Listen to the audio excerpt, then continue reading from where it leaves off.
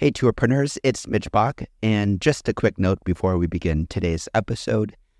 Tourpreneur is currently sponsored by Google. We're thankful for their support of our community, and we are offering with them a completely free course helping you unlock the power and potential of Google's Things to Do program, which is specifically helping tour operators add their tours to Google in new ways that gives you new exposure and more direct bookings. To learn more, go to tourpreneur.com/Google.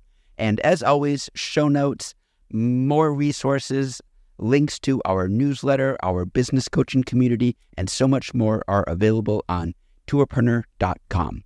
Now to the episode. Today's episode is brought to you by Checkfront, the booking platform trusted by over 5,000 tour and activity operators around the world. You can start your own free 21-day trial over at checkfront.com.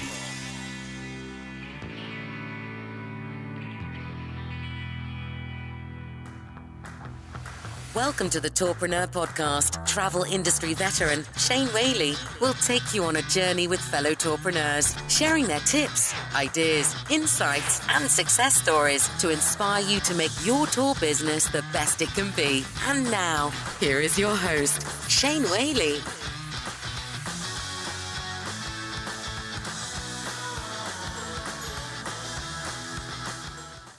And welcome to episode 81 of the Tourpreneur Podcast. We're back to our COVID check-ins with tour operators around the world. Today, I am taking you to the wonderful country of Croatia and to the city of Dubrovnik. And we're joined on the line by Lukša Malohodžić. How are you, Lukša? Hi, I'm great. Thank you for having me. I'm great working on my PC daily, and it's good.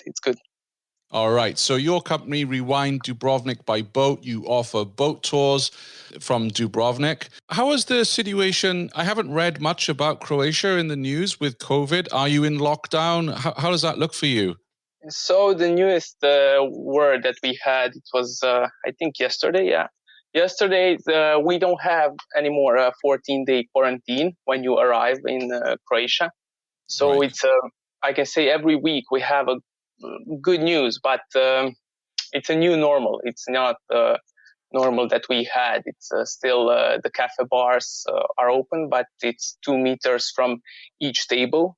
The outer terraces for the restaurants and bars are much smaller in the table count. Of course, they are wider, but you can see, the city is breathing a lot from there. We have a airplane travel now again. It's just from capital city Zagreb to Dubrovnik, and I think it's Zagreb Split also. And daily, I think there is a daily flight on Zagreb to Frankfurt, and it's for sailors that are returning home, and it's reparation flights to Croatia. Mm-hmm. Yeah. And for those of us who are not familiar with Croatian tourism, when does the kind of season start? The start is, I would say, end of March. The first cruise ships are coming, and the crazy part of season is June, July, August. It is unbelievably hard to live here. Are you hearing anything from the authorities there about when you can open up again? They are saying something about July. Wow. July, that we could maybe have some international flights, but that's just some news portals are saying it's nothing official. It's just a word. But the first tour that I had, the first reservation for this season was at 1st of April. I was really happy about it, and then and around at the middle of March, it started with an emails with the cancellations and the regular stuff. How much do you depend on international bookings? Is that the bulk of your business? International booking is 100% of my business. 100%. Right. Yeah. How reliant are you on the cruises then? I have around, I would say, 10 to 15% of tours from the cruise ships, and they mostly come from OTAs. I have some from MSC company, I think, as NCL.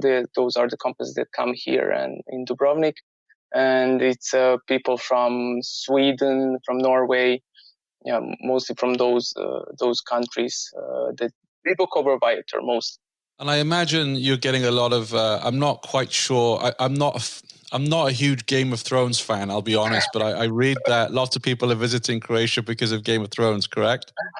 Yes, that is. Well, we have a clientele from, I would say, 20 till 35 years old. That is the main clientele for, Game of Thrones tours, and it went really, really skyrocketing when that was filming, and still now, it finished, and now everyone wants to see where the finale was filmed. It was filmed here in Dubrovnik also, of course, when the dragons burned down the whole city. I never watched it, but I have a lot of friends that watched it. And you lost me at dragons. That would put me off. Not my cup of tea, but I know it's hugely popular, so I'm not going to knock it because I don't want listener complaints. You have like 3 thrones here in the souvenir shops. You have a full-scale throne inside, and I don't know, you need to pay some money or for taking a picture or something. Like, you have a lot of shops that are themed on Game of Thrones.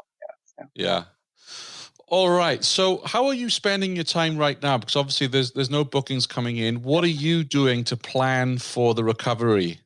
I'm working on my website, of course, for direct bookings. I am actually rewriting some descriptions on OTAs. I'm putting in new pictures there. I edited some pictures to look a little bit, better, more colorful. So they, stick out from the crowd, because Dubrovnik is really crazy regarding tours. Also, there is a lot of competition in any kind of tour part, from boats, from food tours, and so on. So I need to stand up.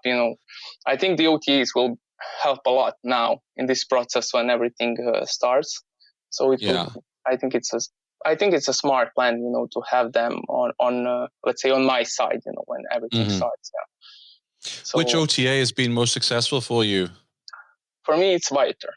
Yeah. Viator. Viator. Yeah, it's the most successful since this. After Berlin, I was there on arrival, and we were at the Get Your Guide, and they accepted me also on their platform. So I was really happy to see how will that work for me. And then the COVID came, so I just put into Google as we were chatting Dubrovnik boat tours, and I get almost 2 million results in Google. Just look at how competitive. But I do see you listed there, Explore Dubrovnik. So that's you, right? Exclusive private boat tours? No? Explore Dubrovnik is a competition, I think. Yeah. Oh, all right. My website is actually, I think, two years old, so I don't think it's competitive. There's people here that do this for at least 10 years, and I made a new website 2 years ago, so I think I cannot go still in a direct fight. I am going, towards it. That's why I'm using the money from the OTAs and that I earn, to improve the SEO and everything. Do you have a Google My Business listing? Yes, I do. Okay.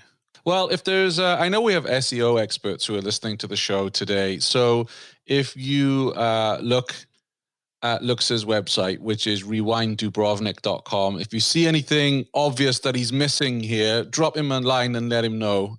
We'd really appreciate it. Don't sell to him, right? Because none of us have got any money right now. But if you see something and you want to help the guy out, reach out to him on rewind.dubrovnik.com. What's your feeling on virtual tours? This is a big buzz right now that's out there. Are you in favor or against? I would say I'm against, as a tourist and as a tour operator. In my line of business, where with the boats, it's really heavy to make up a virtual tour with that, because it's more of the experience than it's from, some historical facts or something. It's hard. It's hard to recreate sun-kissed, skin after a whole day tour, and that's hard. But as a tourist, I don't know if I would do it. Maybe if I'm really bored. But when I'm traveling, I was in Morocco. I was there with on a private tour also, and on the tour, you need all 5 senses working. The smell that you are going through the street. Yeah, sometimes it stinks, but sometimes you come to some bakery, it's amazing, and then you need to hear the people, and the tour is experience also. So yeah, it's really hard to put that on a PC or a phone. It is, and I don't want to go too long on this because I think I've made my thoughts pretty clear on previous episodes. But, I went on the Pompeii tour with walks.com, and it was a great tour. I mean, production was good. The tour guide was superb. But the problem for me was at the end, there's, questions, but I didn't really have any questions because when it's a one-way interaction, you're not really stimulated to ask a question. Whereas when you are stood in a temple or in a square, you see something that the tour guide hasn't mentioned. You're like, oh, what's that building over there? Or, hey, do you know anything about this painting? Or even, where's the best place to eat around here? I was thinking of my stomach.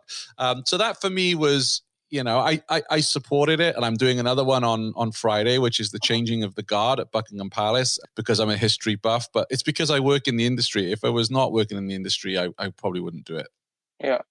Have you attended many webinars? I tried to attend every single one. Yeah, it was not possible. Yeah, because it is overwhelming. I know it's overwhelming, but I looked at all of this webinar craziness. I looked as green market. You have offering of this, you have this, and I took what I need. And I need some SEO. I needed. I don't know about, there was this latest one on the arrival for reviews, and, I would like to hear about that.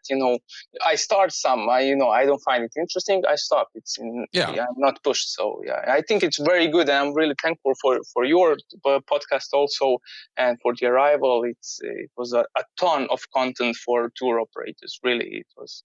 What do you think has been the biggest learning for you recently? From some of the webinars you attended? What's one thing where you're like, oh, wow, I must apply that to my business, or this has given me something to think about? Well, it's the most, the thing that I need to apply to there's a lot of things that I need to apply to my website, and I'm attending most webinars, regarding on direct bookings and on Facebook advertising. That's really interesting for me, and some, sales funnels that I can make via email marketing. Also, I never done email marketing because I'm a rookie in this industry, and I'm still learning. So I think I will. I watched a lot of webinars, and I read a lot of articles about email marketing. So that will be my biggest, take from all of this. Yeah, absolutely. And if there is someone listening to the show today who is could come on and share more about email marketing, how you've applied it to your tour business, I would love to invite you on, because I've had a lot of people writing to me on that subject. And there's a lot of theory out there, Lukša, but I want to talk to people who've actually implemented it for a tour business or an activity, so we can learn from them. So Hvala vam. That's very nice. Yeah, sretno. Thank you very much. Yeah. So, you for our listeners, you listen to Tourpreneur and you learn a bit of languages. That's Hvala vam is thank you in Croatian, and sretno is good luck, I hope. Yes. You passed this test. Oh, good. Phew. Okay. Important words to know. What's the word for beer? That's another word I need to know when I come to Dubrovnik. Pivo. Okay. Yes. Yeah. It's interesting how the Eastern European languages, pivo, piva, it's the same word, right? Yes. Bosnia, Serbia, Macedonia. Yes. Wherever you say it's exactly the same. Pivo. See, that's good of the Slavonic languages to make it easier for us to know the word for beer. So Lukas's website, as I said, can be found at rewinddubrovnik.com. Go check it out. If you've got any advice for him, please drop him an email, and come and chat with him on the group, which you can find at tourpreneur.com/Facebook.